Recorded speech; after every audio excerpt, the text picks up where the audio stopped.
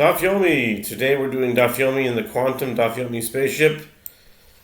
Daf Yomi, Tractate Zevachim, page 62a. Top of the page with the words Velo al gavi mechilos, and one may not build it on top of tunnels. Amar Yosef. Lav hein Tanya v'yechinu es mizbeach al mechonaso.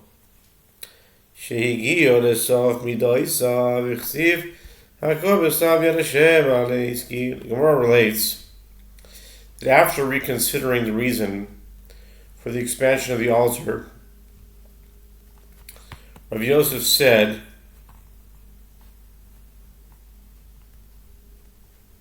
okay, we're talking about the altar here. Rav Yosef said, is this not as it is taught in the Braita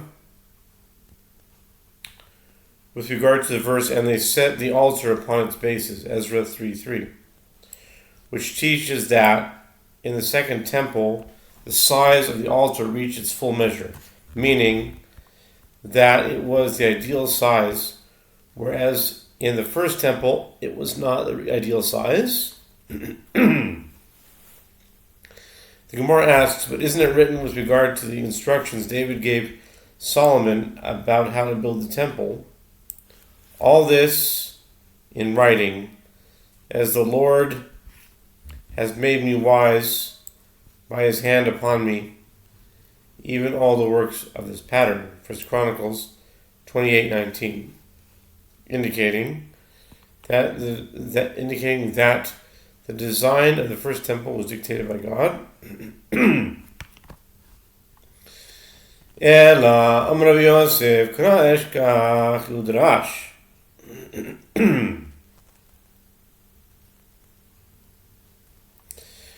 Vayomer David Zehu Beis Hashem HaElokim Ze Mizbeach L'Ola L'Yisrael Kir Bait Ma Bait Shishimama Af Mizbeach Shishimama. Rather, Rav Yosef said, the size of the altar in the first temple was ideal. But in the second temple era, there was a need to expand the altar. And they found a verse and interpreted it as follows. The verse states, then David said, this is the house of the Lord God. Excuse me. And this is the altar of burnt offering for Israel. 1 Chronicles 22, verse 1. The verse juxtaposes the house, meaning the temple, with the altar, which indicates that the altar is like the temple. Just as the house was 60 cubits, see 1 Kings 6, verse 2, so too the altar may be extended up to a length of 60 cubits. Mishlam bias mi nakra tzurato era mizbeach minayadi. See here. Spaceship. Nice. Spaceship. Spaceship. There we go. That's a good spaceship. Hey, that's a good spaceship right there. Okay. Where were we?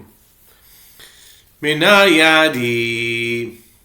The Gemara discusses the construction of the altar in the second temple. The Gemara asks, granted, with regard to the location of the house, its shape was discernible from the vestiges of its foundations. But how did they know the proper location of the altar? Amar Bilazar u'mizbeach benui u'Michael hasar hagadol omed u'makriv alav. Rabbi Yitzchak Nafcha amar Efro shel Yitzchak ra'u shemunach ba'isay makoim. V'Rav Shmuel Barachmeni amar Mikol habayis kulo Hericho Riach Getoyes, Misham Hericho Riach Evolim. The Gemara answers that Rabbi Elazar says they saw a vision of the altar already built, and Michael the archangel standing and sacrificing offerings upon it. And Rabbi Yitzchak Nafka says they saw a vision of the ashes of Isaac that were placed in that location. And Rabbi Yeshua Bar Nachmani says, from the entire house they smell the scent of the incense, yet from there, in the location of the altar, they smell the scent of the burned animal limbs. Amar Rabba Bar Chana, Amar Rabba Bar Chana, Amar Rabba Bar Chana, Amar Rabbi Yochanan, Shlosh Nevi'im Alui Mahem Min Hagolah, Echad Shehid Lahem Al HaMizbeach, Echad Shehid Lahem Al Makom HaMizbeach, Echad Shehid Lahem Shemakrivin Af Al Pi Shein Bayis. This is interesting.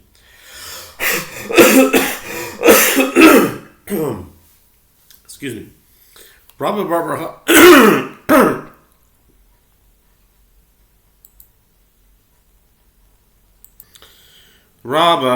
Chana says that Rabbi Yochanan says that 3 prophets ascended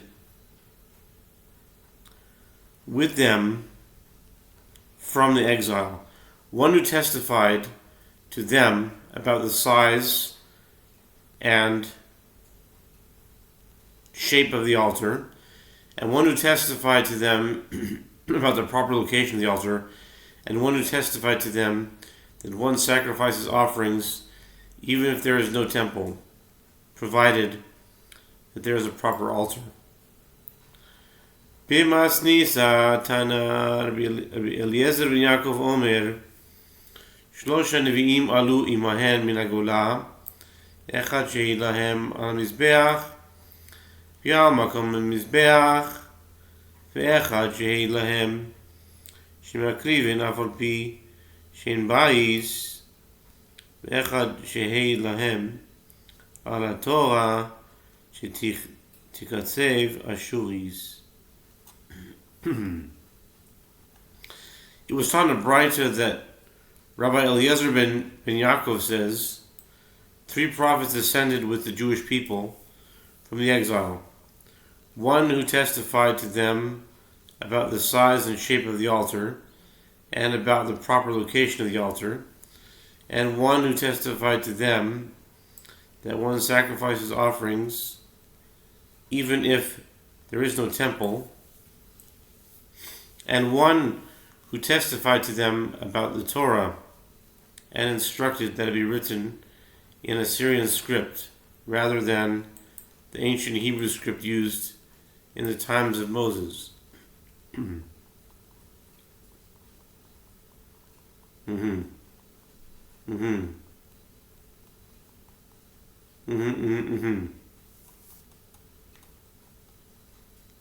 Rabbanan Keren V'kevesh v'yisod v'ribuah me'akvin midas alkoi u'midas rachboi u'midas kol mosa ein me'akvin menahan mili amar Rav Huna amar Kra amizbeach kol makom shenamar amizbeach le'akev. The sages taught in Braita the corner built at each point where the edges of the altar meet, the ramp upon which the priests ascend the altar, the base of the altar, and the requirement that the altar must be exactly square are all indispensable in order for the altar to be fit for use. But the measurement of its length, and the measurement of its width, and the measurement of its height are not indispensable. The Gemara asks, from where are these matters derived? Rav Huna says, in reference to each of these characteristics, the verse states the term the altar. And there is a principle that wherever the term the altar is stated, it serves to indicate that the halakhic detail mentioned is indispensable. Ela me'ata ki Kio l'Rebbe Sofer l'Rebbe Yossi b'Rebbe Yehuda Hachanami Dimakiv Diksiv v'Nesato Osa Tachas Karkov Amizbeach Milamata Vitanya Ezehu Karkov Rabbi Omer Zekior Rabbi Yehuda Omer Ze HaSovev.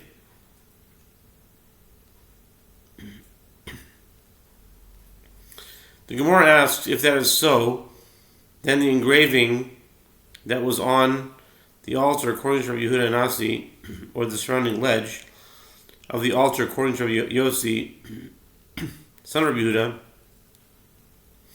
should also be indispensable, as it is written, and you shall put it under the karkov of the altar beneath. Exodus 27 verse 5. And is found in Braita, what is the karkov? Yehuda Nasi says, this is the engraving on the altar.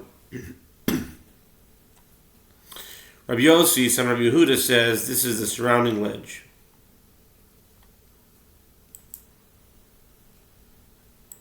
Weiter. Where were we? Alright, surrounding ledge. In Titania, Osoyom, Nivgima Keren Mizbeach, Viviu Bul, Shel Melach, Ustamuhu, Velo, Mipene, Shikasher Leavoda, Ella Shelo, Yerem Mizbeach Pagum, Shikol Mizbeach, Shein Lo Keren, Apostle Rabbi Yossi Rabbi Yehuda Omer Afasovev. The Gemara answers yes, the Karkov was also indispensable, as it is taught in Braita on that day when the esrogim were pelted at a Sadducee priest who poured the water libation of Sukkot on his feet rather than on the altar. See Sukkah 48b. The corner of the altar was damaged as a result of the pelting and the ensuing chaos. It's hard to imagine how esrogs could damage a copper thing, but okay.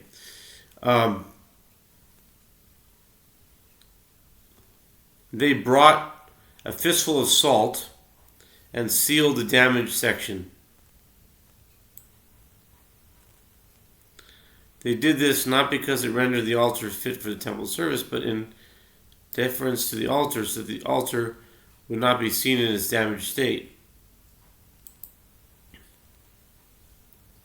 The reason the altar is disqualified is because any altar that does not have a corner, a ramp, and a base, and any altar that is not square is disqualified. Rabbi Yossi, son of Rabbi Yehuda, says even the surrounding ledge is indispensable. Tanu Rabbanan.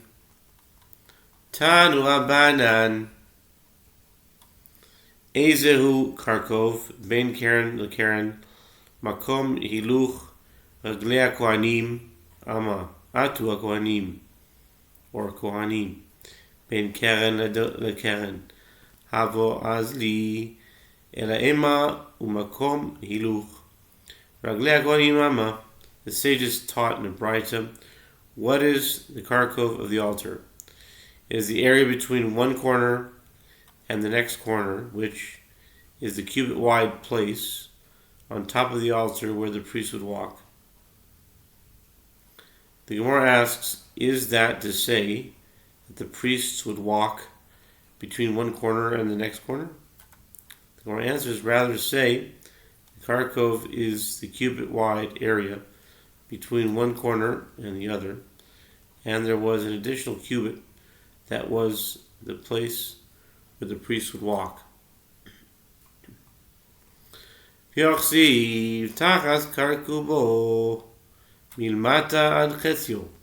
Rav Nachman bar Yitzchak trehavo chad lenoi chad lekohanim De lo nishtarku. The Gemara asks, but isn't it written? And he made for the altar a grating of network of brass under the karkov beneath, reaching halfway up, Exodus 38, verse 4, which indicates that the karkov was on the side of the altar and not on top of it. The Gemara answers, Rav Nachman Bar Yitzchak said there were two entities called karkov. One was a slight protrusion above the midway point of the altar for aesthetic purposes, and one was an indentation on top of the altar for the benefit of the priests to ensure that they would not slip off the altar, off the top of the altar. Midas arko, umidas rachbo, midas komaso, ein ma'akvin amar Rebbe Mani. Uvad, shelo yiftachenu mimizbeach she'asa Moshe, v'chama amar Rabbi Yosef, ama, machaku ale 5 amos, orech 5 amos, rochav, ravua, yeh mizbeach. It was taught in the Braita, cited above, that the measurement of the altar's length and the measurement of its width and the measurement of its height are not indispensable. Rabbi Mani says this is the halacha provided that one does not decrease its size so that it is smaller than the altar constructed by Moses. The Gemara asked, and how large was the altar constructed by Moses? Rav Yosef says 1 cubit. Those in the study hall mock Rav Yosef, as it is written explicitly, 5 cubits long and 5 cubits wide, and the altar shall be square. Exodus 27:1. I don't know why they had to mock him. They could have just said, listen, it says that here.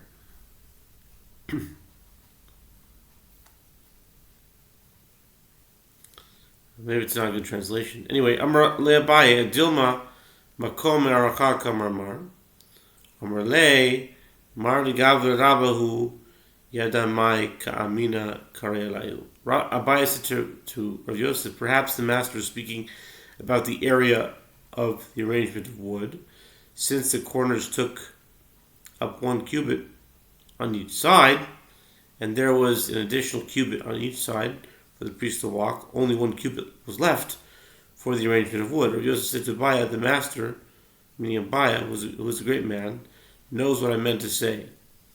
Rav Yosef read, meaning apply the following verse to those who mocked him.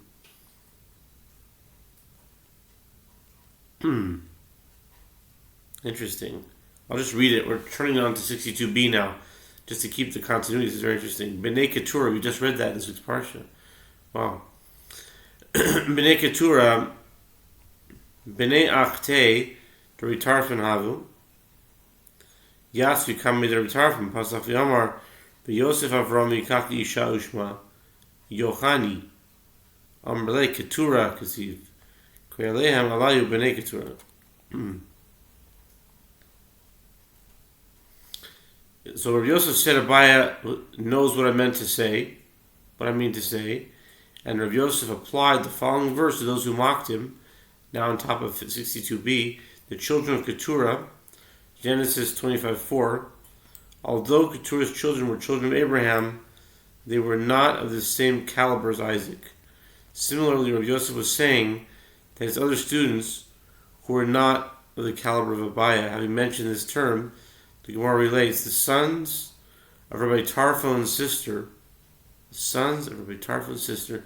were sitting silently before Rabbi Tarfon in an attempt to encourage them to say something.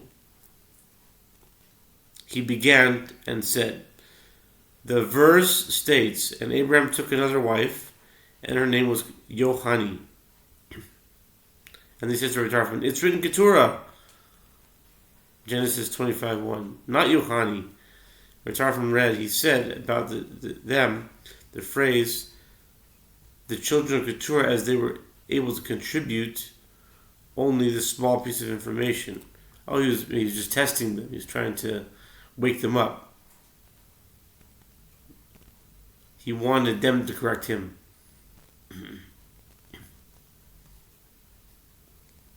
Okay, we'll stop here for now.